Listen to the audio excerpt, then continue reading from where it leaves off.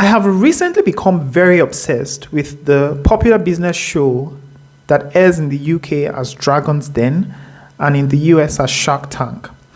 Essentially, entrepreneurs come to pitch their ideas before five multimillionaires who are the investors and hope to get an offer from the investors to give them some sort of money in exchange for equity and also some sort of guidance and mentorship. It's a fantastic show and I've loved every bit of it.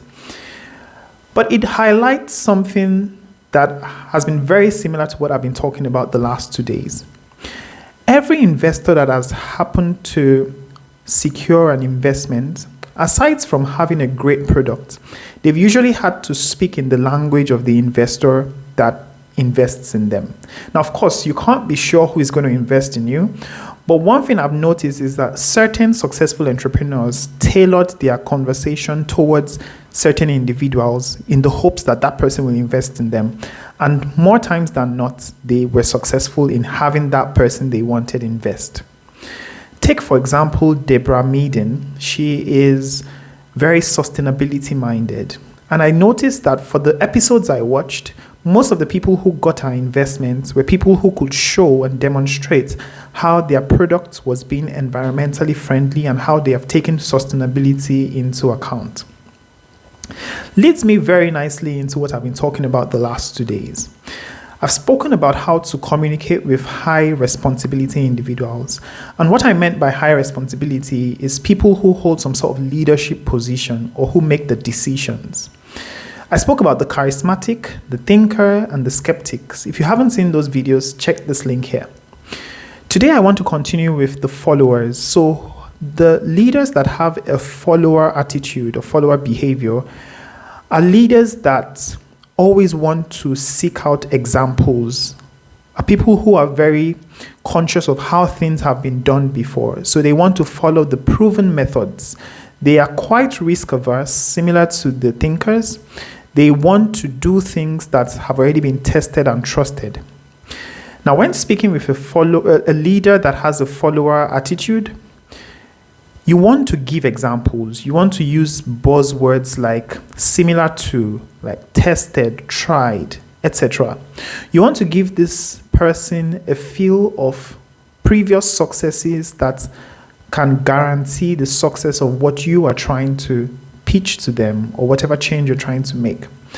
Now, of course, when you're trying to innovate, you might have to do things differently from how they've been done before.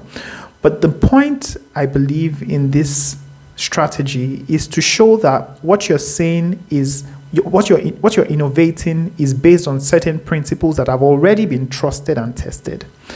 The follower will usually tint or lean towards trusted executives that can give examples or give a track record of whatever they are pitching.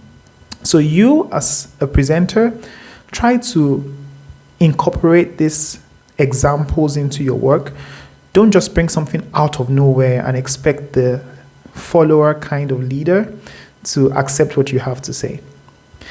The next set of leadership behaviors are the controllers.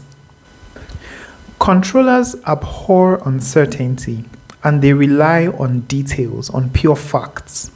When you're presenting to a controller, you have to be very grounded in the work that you're presenting. You have to show the numbers. You have to be very detail-oriented. Usually, the people who get that nod of approval from controllers are experts who can provide tons of data and back up their claims. Now, if you wanted to present to a controller, you should use words like logical, detailed, tested as well, trusted. You want to give as much information as you can and hope that the controller will process all that information and make up their mind in your favor or in favor of what you're trying to pitch to them. So these are 5 types of leaders or leadership behaviors and 5 different ways of communicating your ideas to them. Now, there are overlaps in some of them. For example, the thinker and the follower, they really want to see that this thing has been tried before. They want to see the realism in what you're presenting. However, knowing these strategic words you can use and ways you can structure your your presentation will go a very long way in tilting the odds in your favor. That's what I learned today. And today is day 35 of the 100 Days of Consistency Challenge. Thank you for watching this video, and I'll see you tomorrow.